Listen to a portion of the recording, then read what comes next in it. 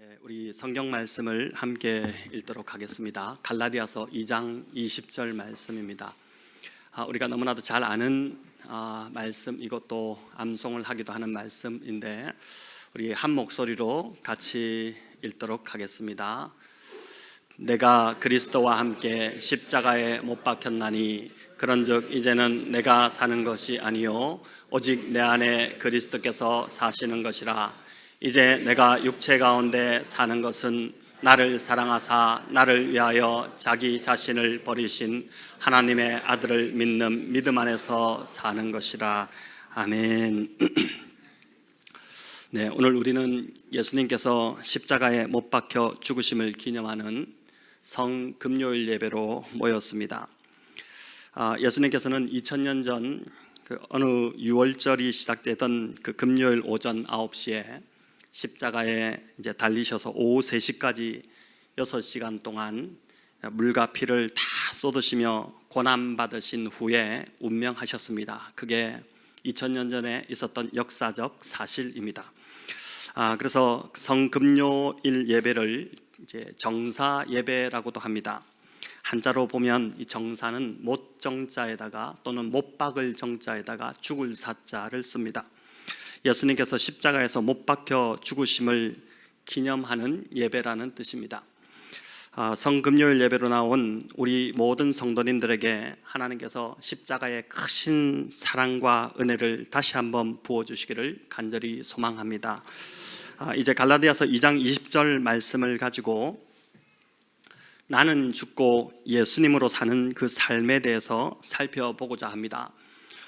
성금요일 예배 말씀을 어떤 말씀으로 전해야 하나 기도하던 중에 어제 새벽에 하나님께서 이 본문을 생각나게 하셨습니다. 하나님이 주신 이 말씀이 오늘 이 자리에 오신 모든 성도님들을 위해 준비하신 그 말씀이라고 믿으면서 우리 각자에게 말씀하시는 그 은혜와 치유와 회복의 그 은혜를 맛보시기를 간절히 바랍니다. 바울은 갈라디아서 2장 20절을 통해 내가 그리스도와 함께 십자가에 못 박혔나니 라고 고백합니다. 십자가는 고대 로마의 끔찍한 사형 방법 중에 하나였습니다. 십자가에 못 박힌 사람은 살아난 자가 없었습니다. 당시 십자가형에서 로마가 사용하던 그 못은 우리가 사용하는 그런 못이 아니라 오늘날의 이제 정과 같은 굵고 길쭉한 그런 못이었습니다. 그 큰 못이 죄수의 손과 발에 박히면 손목과 발목의 뼈마디가 다 부서지고 산산조각이 납니다. 못 박힌 손과 발에서 피가 흐르기 시작하고 신경 조직이 건드려졌기 때문에 온몸에 깊고 사정없이 쑤셔대는 그 고통이 전달이 되었습니다. 시간이 지나면서 십자가에 매달린 그 육체는, 그 무게는 오로지 손과 발에 박힌 그 못에만 의지해 있었기 때문에 고통은 점점 더 가중이 되었고, 거기에 더해 가슴 근육이 마비되고 또 늑간 근육도 재구실을 할 수 없게 되었기 때문에 이렇게 될 때 이제 공기를 배 안으로 흡입할 수는 있지만 내쉴 수가 없는 상황이 되면서 호흡이 안 되는 그런 끔찍한 고통이 몰려오는 것입니다. 여러분, 얼마나 참 공포스러운 상황입니까? 이런 고통에 더해 몸에서 수분이 빠져나가면서 타는 갈증의 고통이 더해졌습니다. 당시 죄수는 발가벗긴 채로 십자가에서 매달았기 때문에 강렬하게 내리쬐는 그 태양 아래서 죄수들은 버티지 못하고 서서히 죽어갔습니다. 바울은 예수님과 함께 자신이 십자가에서 못 박혔다고 선언합니다. 즉 십자가에서 예수님과 함께 옛 바울이 죽었다는 것입니다. 그리고 이제는 바울이 사는 것이 아닌 바울 안에 예수 그리스도께서 사시는 것이라고 고백합니다. 성도 여러분, 오늘 주님이 십자가에 달려 죽으신 것을 기념하는 이 예배에서 저와 여러분 역시 십자가에서 이미 못 박혀 죽었다는 이 진리를 다시 한번 붙들기를 소망합니다. 죽은 사람은 마음이 상할 일이 없습니다. 죽었기 때문입니다. 우리가 그리스도 안에서 죽었다는 그 믿음으로 살 때 기분 상할 것도 없고 실망할 것도 억울해할 것도 없습니다. 또 누가 나를 칭찬하고 높여준다고 해서 교만할 것도 없고, 누가 나를 비방하고 무시한다고 해서 불쾌할 것도 없습니다. 죽었기 때문입니다. 어느 날 성자 마카리오스에게 제자가 물었습니다. 스승님, 바울은 세상에 대하여 죽었다는 말을 하는데 그게 무슨 뜻인지 잘 다가오지 않습니다. 마카리오스가 아주 명쾌한 답변을 줍니다. 오늘 밤에 공동묘지에 가서 묻힌 사람들에게 욕을 실컷 해주고 오너라. 제자는 스승의 말이 조금 이상했지만 시키는 대로 공동묘지에 가서 욕이란 욕은 있는 대로 다 하고 돌아왔습니다. 마카리오스가 제자에게 물었습니다. 그래, 어떠하더냐? 제자는 아무 반응이 없던데요 라고 대답했습니다. 그럼 내일 아침에 다시 공동묘지로 가서 이번에는 그 무덤을 향해 무덤에 묻혀있는 사람들에게 칭찬이란 칭찬을 있는 대로 좀 다 하고 오라, 이렇게 했습니다. 아침이 되자 제자는 스승님 말씀대로 공동묘지에 가서 거기에 묻혀있는 자들을 향해서 칭찬의 말을 늘어놓았습니다. 돌아온 제자에게 스승이 또 물었습니다. 이번에는 어떠하더냐? 이번에도 역시 아무 반응이 없었습니다. 마카리오스가 대답합니다. 그게 바로 죽었다는 것이다. 죽은 자는 반응이 없다는 것입니다. 욕을 하든 칭찬을 하든 거기에 반응하지 않는 자가 바로 죽은 자라는 것입니다. 한국 교회사에도 이런 일화가 있었습니다. 청년 시절 깡패로 소문났던 김익두라는 자가 있었는데 그가 얼마나 많은 사람들에게 고통과 불안을 주었는지 시장에서 장사하는 사람들 중에 장이 서는 날이 되면 김익두를 만나지 않게 해달라고 물을 떠놓고 비는 사람까지 있을 정도였습니다. 그러던 김익두가 예수님을 믿고 변화가 되었습니다. 재밌는 것은 이 김익두가 예수님을 믿고 회개한 후에 부고장을 돌렸다는 것입니다. 김익두가 죽었다, 이런 부고장을 돌렸습니다. 그러자 많은 사람들이 굉장히 좋아했습니다. 날마다 괴롭히던 깡패가 죽어 없어졌으니 이제 편한 세상이 왔다고 좋아한 것입니다. 우리가 이런 인생이 되면 안 되지 않겠습니까? 이전에 엄한 아버지들, 집에 참 무서운 아버지가 집에 들어오시면은 자녀들이 다 무서워서 말도 못하고 조용히 있다가 아버지가 나가면은 아버지가 안 계시다고 다들 이제 좋아하고 떠들고 그렇게 했는데, 그런 아버지가 과연 좋은 아버지일까, 이런 생각이 들죠. 내가 없어지기를 바라고 내가 없을 때 사람들이 편하게 느낀다면 그건 인생을 잘못 산 것입니다. 자, 그런데 이야기를 좀 이어가면 어느 날 죽었다는 이 김익두가 버젓이 시장에 나타났습니다. 그것도 시커먼 책을 하나 옆구리에 끼고 서 있었습니다. 그 시커먼 책이 뭐겠습니까? 성경책이겠죠. 사람들은 깜짝 놀랐고 다시 긴장하기 시작했습니다. 그런데 김익두가 예수님을 믿고 변화되었다는 사실을 알게 되었습니다. 자, 그러자 한 사람이 과연 진짜 변화되었는가 한번 시험을 해보자라고 해서 김익두가 지나가는 길에 그를 향해서 물을 이렇게 끼얹어 버린 것입니다.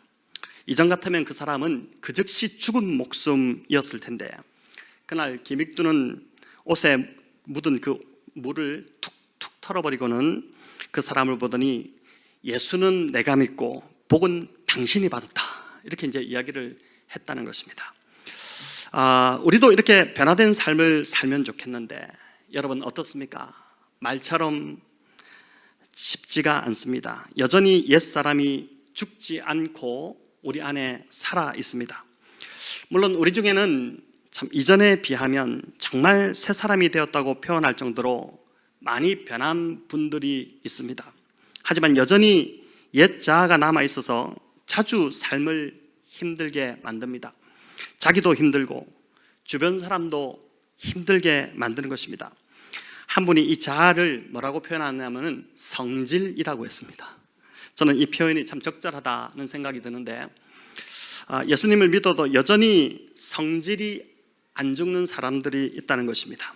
분명 세례도 받았고 직분도 받았는데 여전히 성질이 안 죽습니다. 그래서 어떤 은퇴하신 목사님이 이제 이런 말씀을 하셨습니다. 내가 오랫동안 목회하면서 성도들을 보니까 집도 바치고 땅도 바치고 심지어 피도 뽑아서 바치는 사람도 보았지만 성질을 뽑아 바친 사람은 여태 보지 못했다. 여기서 말하는 성질이 바로 옛사람이고 자아입니다. 이 옛 자아가 해결되지 않아서 늘 문제가 생깁니다. 가정도 문제가 생기고, 교회도 보면 성질을 죽이지 못해서 다툼이 일어납니다. 또 목회에 실패하고 사역에 열매를 맺지 못하는 목회자들도 그 이유를 가만히 보면 성질을 죽이지 못해서 또 자아가 살아있어서 목회를 실패하는 경우가 많습니다. 자, 그렇다면 어떻게 해야 나는 죽고 예수님으로 살 수 있을까요? 바울이 이야기한 대로 나는 죽고 어떻게 하면 예수로 살 수 있을까요? 십자가를 통과했다는 것, 십자가를 체험했다는 것, 여러분 그걸 많이 좀 경험하고 싶습니다. 나도 십자가를 통과하고 싶습니다. 근데 그것은 그저 오늘 같은 성금요일에 예수님의 죽으심을 슬퍼하고 회개하고 눈물을 조금 흘리는 그 정도가 아니라 내 옛 사람이, 옛 자아가 십자가에 못 박혀 죽는 사건을 말하는 것입니다. 그러면 어떻게 해야 나는 죽고 예수님으로 살 수 있을까요? 어떻게 해야 내 안에 있는 이 성질이 죽고 예수님의 모습이 나타날 수 있을까요? 바울은 로마서 6장 11절에서 이에 대한 해결책을 일부 제시를 합니다. 우리 한번 같이 읽어볼까요? 이와 같이 너희도 너희 자신을 죄에 대하여 죽은 자요 그리스도 예수 안에서 하나님께 대하여는 살아있는 자로 여길지어다. 아멘. 자, 여기라는 말을 주목해 보시기 바랍니다. 여기라는 이 말은 죽으려고 노력하라는 말이 아닙니다. 이미 죽었다는 사실을 믿음으로 받아들이라는 그 뜻입니다. 내가 더 참고 내가 성질을 죽여야지 이렇게 말하는 것도 아니고, 내가 지금은 그렇지만 앞으로는 내가 죽어야지 라는 것도 아닙니다. 나는 이미 예수를 믿을 때, 예수님을 영접할 때 십자가에서 나는 나의 옛자는 이미 죽었다는 사실을 믿음으로 받아들이는 것, 그게 바로 바울이 말하는 여기라는 뜻입니다. 목회를 잘 하시던 한 목사님에게 문제가 생겼습니다. 교회에 그 목사님에 대한 좋지 않은 소문이 퍼지기 시작한 것입니다. 여러분, 이 소문이 잘못 퍼지면 목회자에게는 참 치명적이지 않습니까? 그 소문은 그런데 말 그대로 떠도는 소문이었습니다. 사실 여부도 확인하지 않고 추측에 의해 만들어진 것이었습니다. 그 소문은 급기야 말을 내기를 좋아하는 교인들에 의해서 확대되고 살이 붙어서 터무니없는 소문으로 막 재생산되더니 교회 안에 돌기 시작한 것입니다. 이 목사님이 목회하시기가 얼마나 참 어려우셨겠습니까? 그런데 이 소문이 왜 이런 소문이 났나 알아보니 한 집사님이 터무니없이 너무 가볍게 퍼뜨린 그러한 것 때문이었습니다. 그걸 알고 나니까 더 분통이 터지고 당장이라도 그 집사님을 찾아가 사과를 받고 교회 앞에 세워서 공적으로 해명을 하게 하고 싶었습니다. 하지만 그렇게 하면 어떻게 될까요? 그 집사님은 교회에 더 이상 남아있지 못하게 되는, 공동체를 떠날 수밖에 없는 그 상황이 되지 않습니까? 힘든 마음을 부여잡고 이 목사님이 기도하시는데 하나님께서 지금이 바로 네가 죽어야 할 때다, 이런 마음을 주시더랍니다. 내가 잘못한 것도 아닌데 왜 내가 죽어야 되나, 이런 억울한 생각이 들다가 이 말씀이 생각이 나서 말씀에 순종하기로 하고, 하나님 저는 죽었습니다, 이렇게 고백을 했습니다. 하지만 마음은 여전히 진정이 되지 않더랍니다. 이 목사님이 머리로만 고백하고 그냥 입으로만 고백하고 있었다는 것이죠. 그래서 힘들지만 하나님 저는 이미 죽었습니다, 이거를 2번, 3번, 4번 막 반복하기 시작했습니다. 그런데 10번째 반복하는 순간 정말 죽음이 실제가 되는 일이 이 목사님 안에서 일어나기 시작한 것입니다. 이 목사님 표현대로 하면 그 죽음은 참으로 고요하고 평안했다고 합니다. 숨을 쉬지 못할 정도로 고통스러웠던 마음이 차분히 가라앉으면서 신기하게도 그 소문을 퍼뜨렸던 그 집사님이 더 이상 밉지 않아 보이기 시작하더랍니다. 너무나도 미웠는데, 너무나도 참 그 사람 어떻게 해보고 싶었는데, 보복하고 싶었는데 그 미운 마음이 싹 사라져 버렸다는 것이죠. 여러분, 이게 기적이 아니면 뭐가 기적이겠습니까? 그런데 이 목사님이 거기서 그치지 않고 주님의 마음을 구하기 시작했습니다. 주님, 이제 제 마음이 편해졌으니 이제 주님의 마음을 주십시오, 이 기도를 드리고 있는데 갑자기 목사님의 어깨가 막 들썩였습니다. 그리고 입에서 통곡이 터져나왔고 마음은 말할 수 없을 만큼 아팠습니다. 얼마나 많이 울었는지 지쳐서 목소리가 안 나올 정도였습니다. 내가 왜 이렇게 울고 있지? 너무 분했던 마음이 울음으로 터져나온 것인가? 이런 생각을 하고 있는데 주님이 말씀하시더랍니다.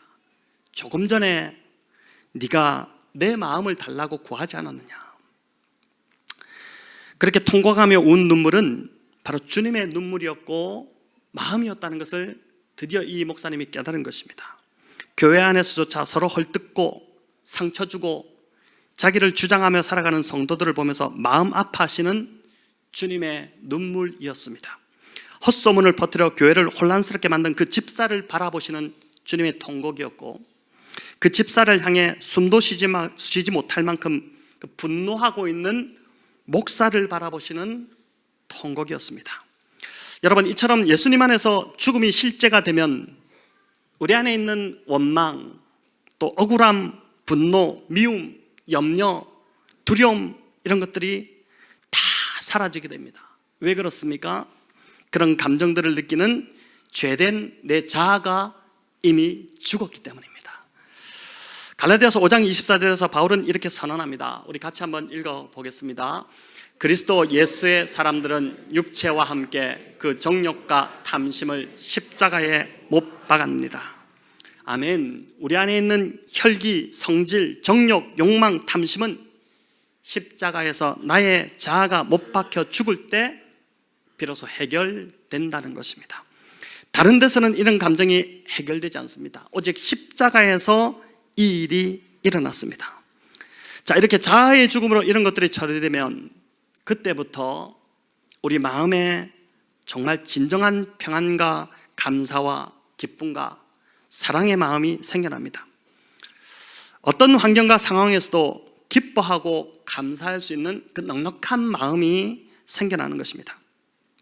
자아가 강한 사람일수록 그 특징은 주장이 강합니다. 자기가 무조건 옳다고 생각합니다. 그래서 자기가 생각하는 대로 해야 된다고 하는 그 생각이 강합니다. 겉으로는 상대의 말을 들어주는 것처럼 하지만 속으로는 인정하지 않습니다. 콧방귀를 뀌는 것입니다.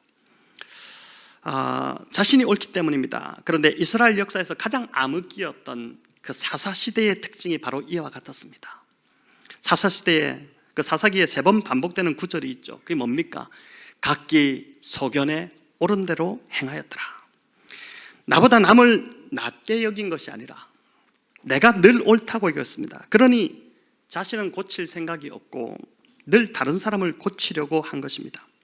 다른 사람이 틀렸다고 생각하기 때문입니다. 이런 관계 속에서는 절대 하나가 될 수 없습니다.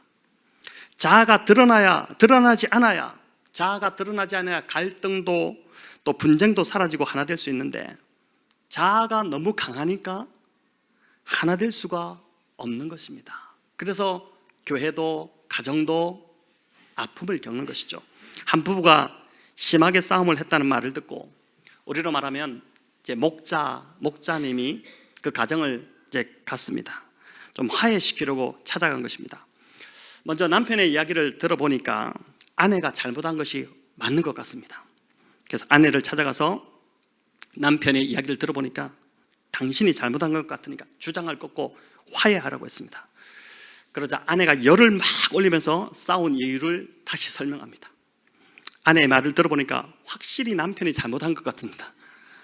결국 보니까 뭡니까? 아무도 잘못한 사람이 없는 겁니다. 양쪽 모두가 다 옳다고 합니다. 자기 소견에 옳은 대로 행하고 있다는 것입니다. 한쪽이 사과를 해야지 싸움이 끝나는데 팽팽한 줄다리기를 하니 아이들은 어떻겠습니까? 이 가정이 지옥이 되는 것이죠. 집에 들어가기 싫고 그렇게 되지 않겠습니까? 이 부부를 보면서 우리 가정 이야기를 하는 것 같다, 이렇게 생각하실 수도 있겠습니다. 아마 대부분의 부부들이 이런 경험이 있으실 것입니다. 그런데 누가 옳든 틀렸든 그것이 중요한 것이 아닙니다. 중요한 건 죄를 지은 인간은 늘 자기 입장에서만 바라본다는 것입니다. 신학적 용어로 말한다면 자기 중심성에서 벗어나지 못한다는 것입니다. 여러분, 인생의 비극이 여기 있는 것이죠. 그래서 한 신학자는 인생에서 가장 중요한 질고와 아픔이 바로 자기 중심성이다, 이렇게 표현을 했습니다. 자기를 위해 살고, 자기를 위해 울고, 자기를 기쁘게 하고, 자기를 믿고, 자기 입장만 생각하는 것, 이것이 자아를 십자가에 못 박지 않은 사람들의 보편적인 삶의 방식이라는 것입니다. 그런데 예수님을 믿으면 우리 주님이 내 삶의 중심에 들어오십니다. 어떤 변화가 일어날까요? 이전에는 내가 무엇을 하고 싶으냐가 나의 결정 기준이었는데, 하지만 십자가에 자아를 못 박은 자들은 내 안에 사시는 예수님이 나를 위해 하시고자 하신 싶은 그 일을 하고 싶어집니다. 그 자연스럽게 그렇게 되고 싶어집니다. 주님이 기뻐하시는 일이라면 그걸 하고 싶어집니다. 그 일에 자신을 기쁨으로 드리고 싶어집니다. 여러분, 그 결과는 무엇일까요? 이웃을 먼저 섬기게 되고, 배려하는 자가 되게 되고, 또 자기의 유익보다는 상대의 유익을 구하는 것을 기뻐하는 자가 됩니다. 자기를 희생하고 헌신하는 것이 아까운 것이 아니라 오히려 그것이 기쁘고 더 하고 싶은 그러한 마음으로 바뀌어진다는 것입니다. 여러분, 그래서 십자가에 자아를 못 박은 자들은 이제 아무것도 하지 않는다는 뜻이 아닙니다. 예수님께 맡기고 온전히 순종하는 자가 된다는 뜻입니다. 부부가 서로 싸우고 다투었을 때 무조건 져주고 무조건 잘못했다고 하는 것이 아닙니다. 여러분, 그건 참는 것이지 죽는 것이 아니죠. 십자가에서 내가 죽고 내 안에 예수님이 사신다는 증거는 나의 의지를 버리고 주님의 의지로 행한다는 것이고, 나의 감정이 아니라 주님의 감정으로 느끼고, 나의 지식과 경험을 의존하지 않고 매 순간 주님께 묻는 자세로 그렇게 사는 것을 말합니다. 상대가 정말 나를 화나게 할 때도 내 감정이 아닌 주님의 감정으로 그 사람을 바라본다면 분명 다른 마음이 생겨나기 시작합니다. 어떤 마음일까요? 불쌍히 여기게 되고 긍휼한 마음이 생기게 됩니다. 그게 바로 주님이 내 안에서 사시고 있다는 증거가 아니겠습니까? 한 여고생이 있었습니다. 부모님이 어릴 때 돌아가시는 바람에 고모 밑에서 어릴 때부터 이제 자란 것입니다. 고모는 조카들 키우느라 시집도 못 가고 그렇게 온갖 고생을 하며 나이가 들어버렸습니다. 여학생은 고모가 자기들을 위해 희생하는 것은 알았지만 날이 갈수록 이 심해지는 고모의 잔소리에 언젠가부터 반항심이 생겼습니다. 고등학생이니까 10대 사춘기니까 그렇지 않았겠습니까? 특히 고모가 교회에 다니는 것을 반대하자 이를 이제 견디지 못한 것입니다. 그래서 집에만 오면 숨이 막혔고 고모와의 싸움이 더 잦아졌습니다. 그러니 이 여학생이 교회만 가면 고모와 싸운 것 때문에 마음이 아픈 것입니다. 그래서 기도를 하면 늘 가장 큰 회개의 기도 제목이 바로 고모와 싸운 것 주님 용서해 주세요, 이 기도를 하는 것이죠.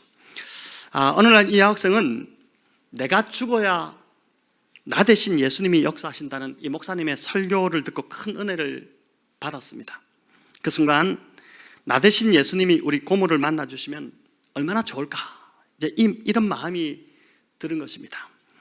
예배를 마치고 집으로 돌아간 이 여학생은 그런데 집에 가까워질수록 더 자신이 또 없어졌습니다. 그래서 현관 문고리를 잡고 집에 들어가기 전에 문고리를 잡고 간절히 기도했습니다. 하나님, 저는 고모를 만나서 안 싸울 자신이 없으니 저 대신 주님이 우리 고모를 만나주세요. 이렇게 기도를 마치고 문을 열었는데 고모가 탁 나오면서 바뀌었을까요? 아니겠죠. 고모는 평소보다 더 미간을 막 찌푸리고 영락없이 막 잔소리를 퍼붓기 시작했습니다. 교회 갔다 왔다고 야단을 치고 화를 불같이 내는데 이상하게 그날은 이 여학생 안에 다른 마음이 들기 시작했습니다. 평소 같으면 대들고 반항했을 텐데 그날은 잔소리를 퍼붓는 고모의 얼굴에서 주름살이 보이기 시작한 것입니다.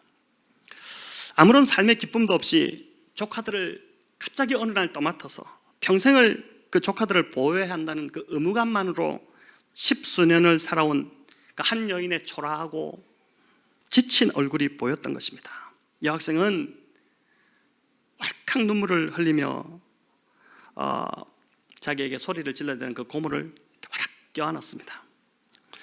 여학생은 깜짝 놀라는 그 고모에게 이렇게 말합니다. 고모 많이 늙었어. 우리 때문에 많이 늙었어, 고모.